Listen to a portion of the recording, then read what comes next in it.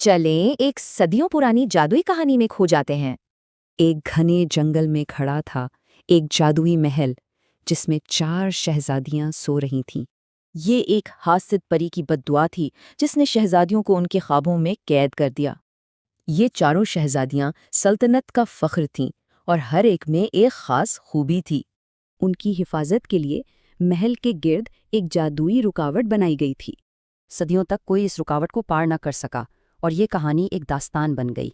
फिर अरसलान नामी एक सादा मुसाफिर आया जिसका दिल हिम्मत और खुलूस से भरा था।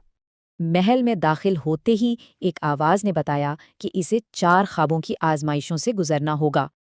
देखें, हर आजमाइश एक शहजादी की खूबी का इम्तिहान थी।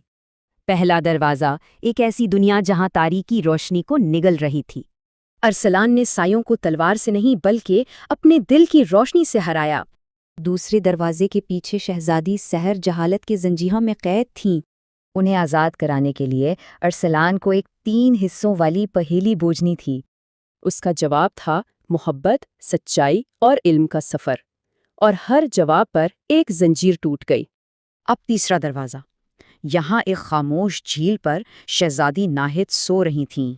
पहरे पर मौजूद आबी देव ने एक ऐसी धुन मांगी जो तारीकी को भी रुला दे। अरसलान ने सिर्फ अपनी माँ की लोरी गुनगुनाई और देव आंसुओं में बह गया। और अब आखिरी दरवाज़ा, एक जंगल जहाँ शहजादी रेशम की हिफाजत एक अजदहा कर रहा था। अजदहे ने पूछा, इंसान फितरत का मालिक है या मुहाफिज? अरसलान ने कहा, मुहाफिज। बस फिर क्या था, अजदहा गायब हो गया और जादू टूट गया। चारों शहजादियां जाग गईं। उन्होंने कहा, तुमने हर आजमाइश को अपनी नेकी से जीता। सुल्तानत ने अरसलान को तख्त की पेशकश की लेकिन उसने इनकार कर दिया। उसने कहा, मेरा इनाम तो अपने दिल की सच्चाई को परखना था।